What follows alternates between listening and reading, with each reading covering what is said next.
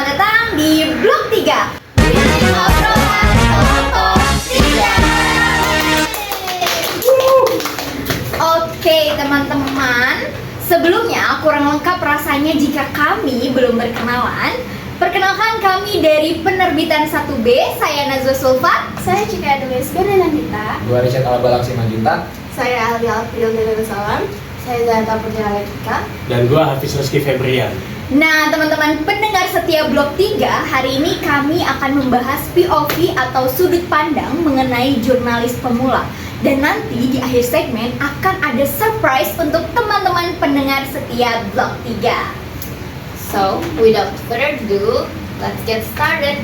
Shoo! Selamat datang kembali teman-teman di Blok 3. Oke, topik kami hari ini mengenai sudut pandang menjadi jurnalis pemula. Jujur nih ya, kita jujur-jujuran aja di sini. Dulu waktu masuk PNJ, apalagi di program studi jurnalistik ini, kira-kira kalian itu merasa memang ini passionnya atau masuk ke sini karena kecebur nih? Jujur nih ya. Iya, dari gue ya. Boleh. Kalau saya sendiri sih, waktu kelas 10 nih, pasti pada FOMO pengen masuk psikologi atau kedokteran gitu kan. Tapi makin lama berjalan waktu kayak nyadar nggak semudah itu bro. Iya, nggak semudah itu bro.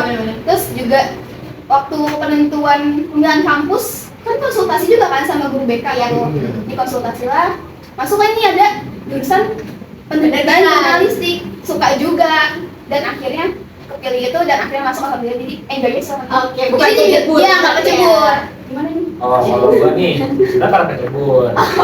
Yang awal sebenarnya pengen masuk Dispro. Tangga ya, tangga. Tapi dapat PNJ, dapat penerbitan, ternyata enjoy juga kok, jadi kayak udah nyantai juga kan kita belajar. Iya, benar. Nyantai juga kan. Oh ya? Kalau aku sendiri sih jujur kecebur. Kecebur Harusnya gedung sebelah AN. Oh, sama dong. Iya, tapi karena penerbitan sebelahnya ya tinggal tengok aja. Tinggal nengok nih ya, benar-benar. Gitu aja sih. Gimana nih Janet? Kalau aku jujur kecebur juga sama kayak yang lain. Harusnya di kampus sebelah malah. Oh, Uwi. Adiknya. Tapi nggak apa-apa, masih adiknya ya kalau Iya, benar. Adik kandung. Adik kandung. Sun kita sana kok. Benar-benar. Tapi ya so far enjoy sih, teman-temannya juga masih asik-asik dan menurut aku pembelajarannya juga masih masuk di passion, jadi kayak fun aja. Oke, fun. Gimana nih Apis? Kecebur juga lagi Kalau gue sih kecebur semua gitu. Enggak sih, soalnya saya Kecebur gue tuh sama kayak Alia nih. Sebenarnya gue harusnya AN. Gue waktu tahun ini gue milih prodi MAIS harusnya. Gue pengen masuk MAIS. Cuman karena ada penerbitan ini, juga sebenarnya tujuan awal gue tuh ilmu komunikasi. Oh, Ilkom yang mana nih? Ilkom UI. Ilkom UI sama Ilkom UNJ. Cuman ya udah kecebur di sini. Ya udah, oke. kalau masuk Kalau saya sendiri jujur enggak kecebur ya, karena dari awal juga eskulnya emang di bidang jurnalistik, terus gara-gara tertolak di Bogor tuh salah satu kampus gitu ya. Ada gitu. Yang biru-biru itu ya, yang biru-biru itu tapi inisialnya IPB. bener banget. Jadi ya udah, oke nih, masih sesuai passion, ya udah enggak kecebur teman-teman. Gitu. Nah, kita kan bisa dikatakan sebagai jurnalis pemula ya Benar, teman-teman. Kayak kita masih jurnalis yang masih mentah, karena kita masih mahasiswa juga. Namun kita udah pernah juga dikasih tugas buat meliput di beberapa acara. Salah satunya ada IDN Times dan acara Journey. Kalau menurut kalian, mana nih acara yang lebih berkesan?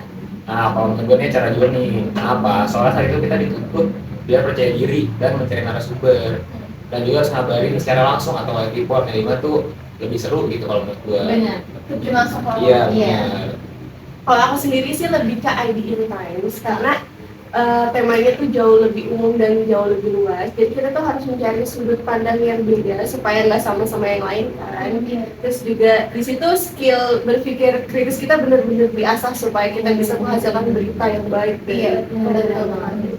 Kalau gue sih di Times ya, soalnya kita tuh di sana tuh kita kejar-kejaran sama narasumber yang bicara itu cepet banget gitu loh. Iya, setuju banget. Jadi sih, betul. kita harus tetap merekamnya di otak gitu apa yang dia bicarakan, terus kita langsung jabarin di tulis lah gitu istilahnya kan. Nah itu jujur tuh tantangan banget sih, soalnya otak kita tuh jadi harus dilatih supaya bisa menangkap percakapan yang cepat gitu sih. Iya, terus juga kadang suka blank gitu kan. Iya, suka blank gitu kadang. Nah, terus Kayak lupa gitu dia ngomong apa. iya betul. Nah, tapi di balik blank itu juga ada lagi nih sisi pahitnya. Oh, ada Kalau juga, misalkan kita lagi nyari narasumber untuk diwawancara, kadang suka takut ditolak duluan gitu. Dengan berbagai macam Iya. alasan ini itu, apalagi dengan metode doorstop yang udah diajar sama Kak Cecep. Jadi sebelum bertanya kita benar-benar udah takut untuk ditolak.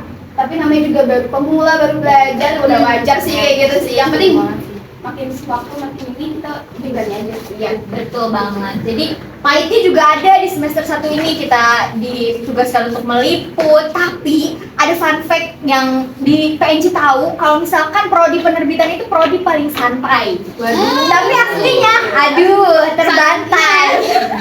Tapi ya teman-teman, di balik semua drama ini pasti ada hal positif yang kita petik sebagai seorang jurnalis pemula. Nah, kira-kira apa sih pelajaran terbesar yang kalian dapatkan sejauh ini? Sejauh semester 1? Oke, maaf ya Mas Yanti. Gak apa, santai. Jadi pelajaran terbesarnya kalian harus mau dibilang ubur-ubur. Setuju banget sih, setuju banget. Ubur-ubur, bodoh, terus sebagai macam nanti juga ada kuda laut, ada apa lagi? Ada Pacaran. iya. Atau pacaran kalau yang jomblo ya. Ada tingkatannya ya? Harusnya dibilang kayak gitu ntar kalau masuk sini. Iya. Sama satu lagi, Dewa Cinta. Cinta. Itu satu oke. lagi. Kalian tinggal milih mau ditingkatin.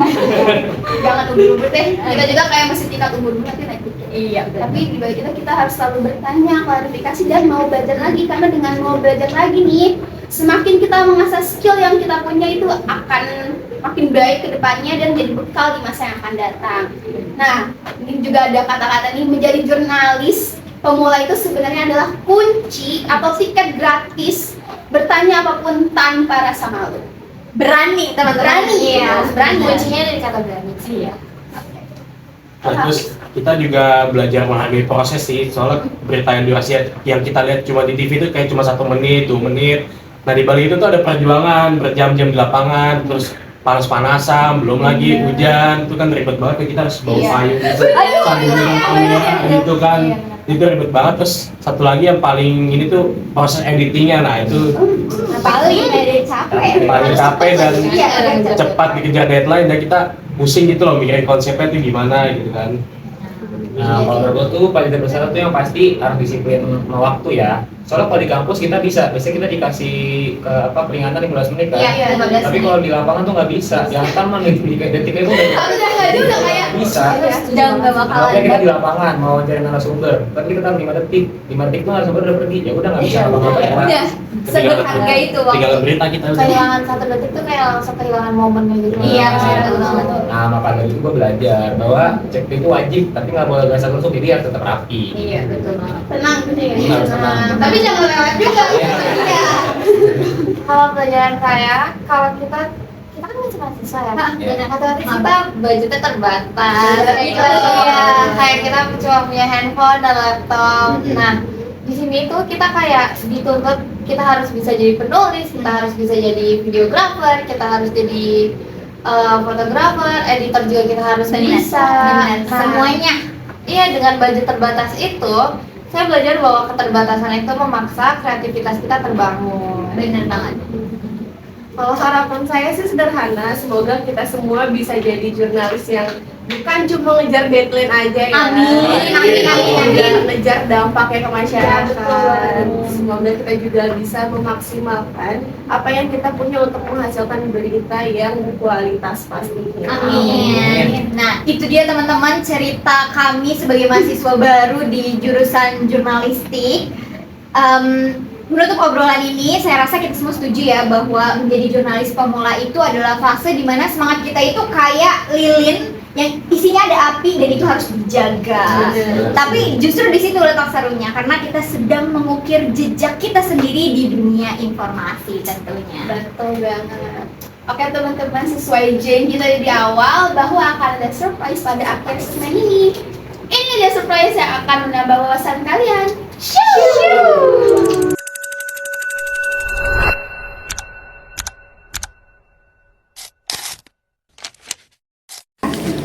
Mbak Dwi kan pernah meraih penghargaan jurnalis tergercep nih. Bagaimana Mbak Dwi memastikan liputan tetap akurat dan berkualitas meski bekerja dengan batas waktu yang ketat? Bagaimana Mbak Dwi?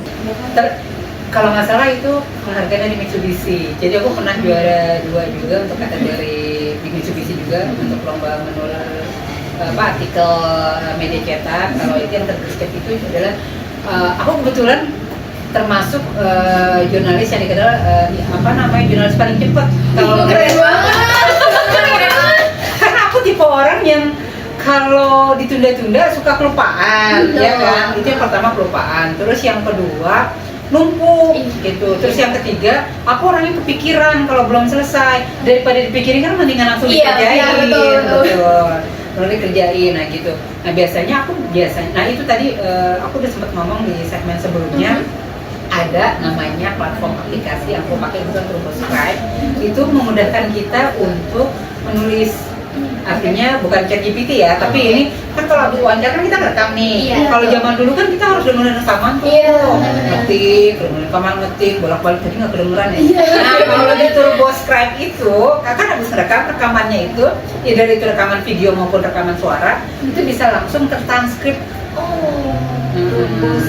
Turbo Seceribe tulisannya, dan itu gratis untuk 3 kali sehari cuma boleh 3 kali. Trial tiap hari trial nggak apa-apa. Tapi sehari cuma boleh 3 kali. Sama kayak Canva itu kan ada yang gratis ada yang gitu kan. 3 kali, tapi 3 kali masing-masing setengah jam.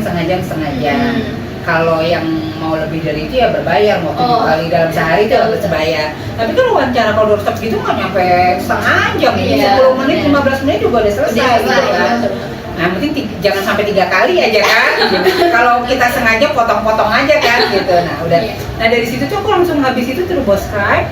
Biasanya kan kalau kita wawancara preskon kita dapat siaran persnya. Kecuali kalau nggak preskon ya kita langsung dari hasil itu. Dari siaran pers sudah dapat tuh kerangkanya. Aku udah ngebayangin bakal di sini nih kerangkanya. Nah, terus tinggal tambahin hasil doorstop yang kita wawancara dari TurboScribe tadi itu. Masukin gitu. Kadang-kadang kalau mau diperkaya aku biasanya kayak misalkan kita mau ngomongin tentang bagaimana hype-nya lari sekarang ini atau konsep K-pop bisnisnya seperti apa gitu. Nah kan kadang-kadang siaran pers itu minim data ya gitu. Kita doorstop ke si narasumbernya. Kadang-kadang narasumber nggak mau ngomong juga, kadang-kadang juga mereka nggak punya data gitu ya. Nah aku biasanya sebelum liputan udah browse dulu tuh kira-kira datanya kayak apa, angka-angkanya. Kemudian lebih ke bisnis ya, jadi harus ada angka ya gitu, bisnis gitu. Nah itu udah aku siapin, kerangka udah dapet dari siaran pers gitu kan. Itu nanti doorstop langsung ketik. Nah karena aku nggak mau bawa berat-berat, biasa aku lewat handphone aja ngetiknya dari note gitu ya. Cepat handphone ya. Iya cepat handphone. Kalau note kereta mohon maaf ya, kalau kata kan aku berdiri ya, nggak bisa berdiri. Kan nggak mungkin kita buka sambil berdiri. Kalau ini kan aku bisa sambil pegangan ngetik. Kondisi rush hour ya. Rumahku Bogor, Jakarta sama kan 1,5 jam kan kita naik kereta berdiri ya, gitu kan. Nah 1 jam setengah. Nah selama 1 jam setengah itu aku bisa tuh nulis 3 atau 4 berita. Wow, keren sekali. Gercep, bener-bener gercep. Nah yang daftar ya gitu diketik di daftar. Kadang-kadang kalau lagi buru-buru banget dan itu bahkan sambil digojek aja tuh sambil ngetik nih aku kayak gitu, tinggal upload gitu.